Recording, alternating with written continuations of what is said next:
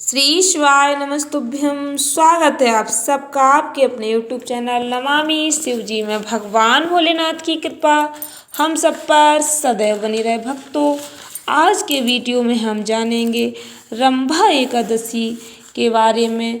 रंभा एकादशी, जिसे रमा एकादशी व्रत के नाम से भी जानते हैं, आप सभी को रमा एकादशी की बहुत बहुत शुभकामनाएं। ओम ह्रीम श्री लक्ष्मीभ्यो नमः।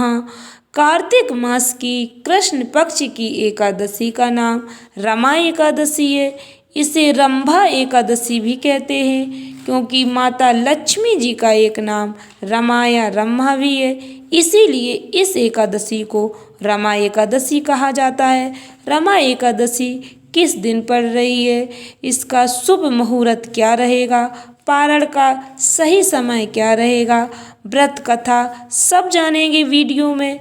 वीडियो को ध्यान से सुने, पूरा देखें वीडियो शुरू करने से पहले कमेंट बॉक्स में पूरे भक्ति भाव के साथ हर हर महादेव, जय माँ लक्ष्मी अवश्य लिखें। चैनल पर पहली बार विजिट हुए, पहली बार मेरी आवाज़ सुन रहे तो चैनल को सब्सक्राइब करके बेल आइकन अवश्य दबाएं, जिससे हमारे सभी वीडियो की नोटिफिकेशन आप तक पहुंचती रहे और इस तरह के ज्ञानवर्धक वीडियो हम आपके लिए बनाते रहें। भक्तों, रमा एकादशी 9 नवंबर गुरुवार को पड़ रही है। रमा एकादशी का व्रत गुरुवार के दिन रखा जाएगा। इस दिन गोवत्स द्वादशी भी है। गोवत्स द्वादशी के दिन गौ माता और उनके बछड़ों की पूजा की जाती है। हमारे सनातन धर्म में गौ माता को बहुत ही पवित्र माना जाता है। हमारे धर्म में गौ माता की पूजा की जाती है।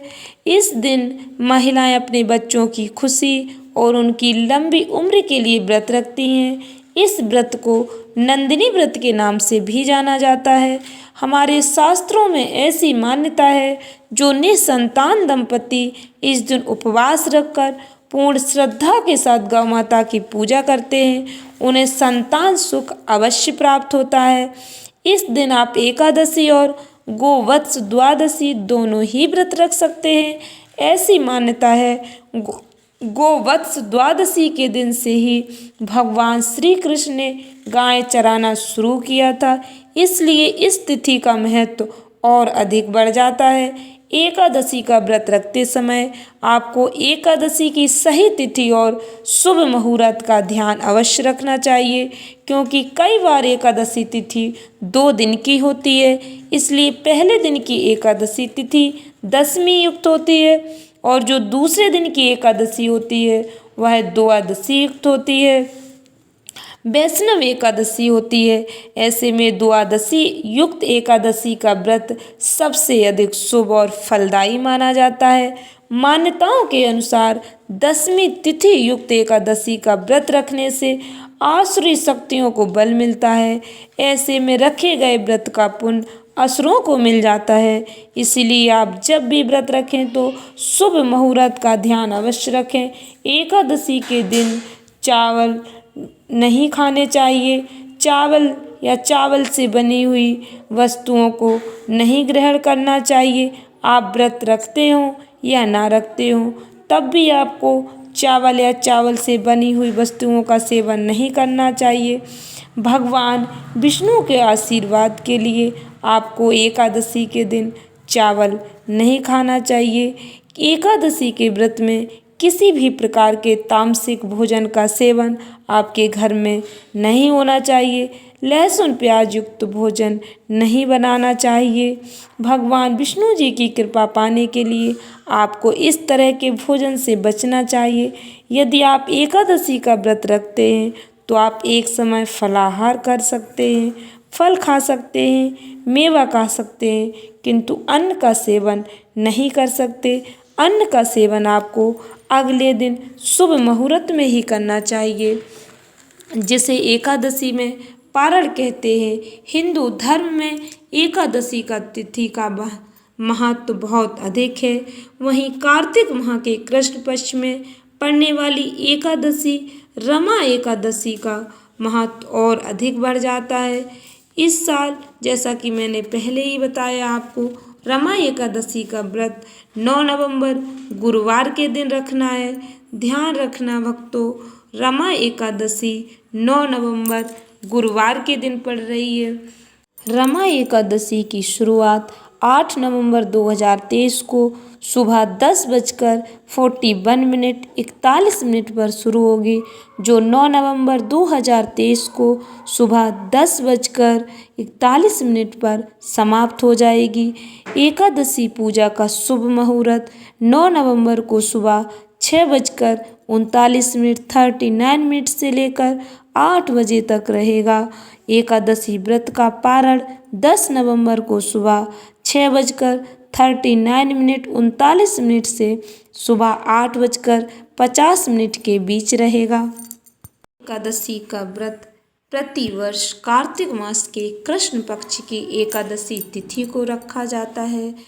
जो व्यक्ति इस व्रत को रखता है उसको मृत्यु के बाद वैकुंठ में स्थान मिलता है। इस व्रत का पूर्ण फल पाने के लिए पूजा करने के साथ इसकी व्रत कथा जरूर सुनना चाहिए और पढ़ना चाहिए। हिंदू धर्म में एकादशी व्रत का खास महत्व है।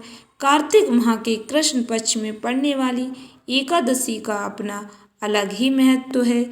हिंदू पंचांग के अनुसार रमा एकादशी इस बार 9 नवंबर गुरुवार को पड़ रही है। इसकी व्रत कथा इस प्रकार है। पुराणों के अनुसार मुचुकुंद नाम का एक प्रतापी राजा था। उनकी एक पुत्री थी जिसका नाम चंद्रभागा था। पिता मुचुकुंद ने अपनी बेटी चंद्रभागा की शादी राजा चंद्रसेन के बेटे शोभन से करा दी। राजकुमार शोभन की एक आदत थी, वह एक भी समय बिना खाए नहीं रहता था।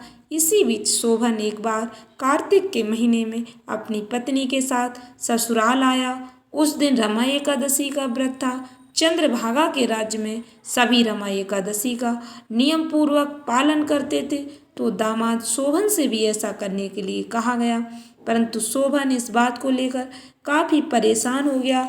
इसके बाद अपनी परेशानी को लेकर शोभन पत्नी चंद्रभागा के पास पहुंचा। तब चंद्रभागा ने कहा, ऐसे में तो आपको राज्य के बाहर ही जाना पड़ेगा, क्योंकि पूरे राज्य के लोग इस व्रत के नियम का पालन करते हैं। यही नहीं, आज के दिन यहाँ के जीव जंतु भी भोजन नहीं करते। चंद्रभागा की इस बात को सुनने के बाद आखिरकार शोभन को रमा एकादशी व्रत रखना ही पड़ा, लेकिन पारण करने से पहले ही उसकी मृत्यु हो गई। इसके बाद चंद्रभागा अपने पिता के यहाँ रहने लगी। एकादशी व्रत के पुण्य प्रताप से शोभन का अगला जन्म हुआ। इस बार उन्हें मंदराचल पर्वत पर आलीशान राज्य प्राप्त हुआ। एक बार मुचकुंदपुर के ब्राह्मण तीर्थ यात्रा करते हुए शोभन के दिव्य नगर में पहुंचे। वहां सिंहासन पर विराजमान शोभन को देखकर ही पहचान लिया। वहां ब्राह्मणों को देख शोभन भी अपने सिंहासन से उठकर पूछने लगा, यह सब कैसे हुआ। इसके बाद तीर्थ यात्रा से लौटने के बाद ब्राह्मणों ने चंद्रभागा को पूरी बात बताई। चंद्रभागा बेहद खुश हुई और पति के पास जाने के लिए व्याकुल हो गई। इसके बाद वह वाम ऋषि के आश्रम पहुंची, फिर मंदराचल पर्वत पर गई और पति शोभन के पास पहुंच गई। इस तरह एकादशी व्रतों के पुण्य प्रभाव से दोनों का फिर से मिलन हो गया। कहते हैं तभी तो मान्यता है, जो भी मनुष्य इस व्रत को रखता है वह ब्रह्म हत्या जैसे पाप से मुक्त हो जाता है, साथ ही उसकी सभी मनोकामनाएं पूर्ण हो जाती हैं। भगवान विष्णु के साथ साथ माता लक्ष्मी की भी उसे कृपा प्राप्त होती है। आशा करती हूँ वीडियो अच्छी लगी होगी, उपयोगी लगी हो तो वीडियो को लाइक शेयर अवश्य करें, चैनल को सब्सक्राइब अवश्य कर लें, जिससे हमारी समस्त वीडियो आप तक पहुंचती रहें। धन्यवाद भक्तों। श्री शिवाय नमस्तुभ्यम।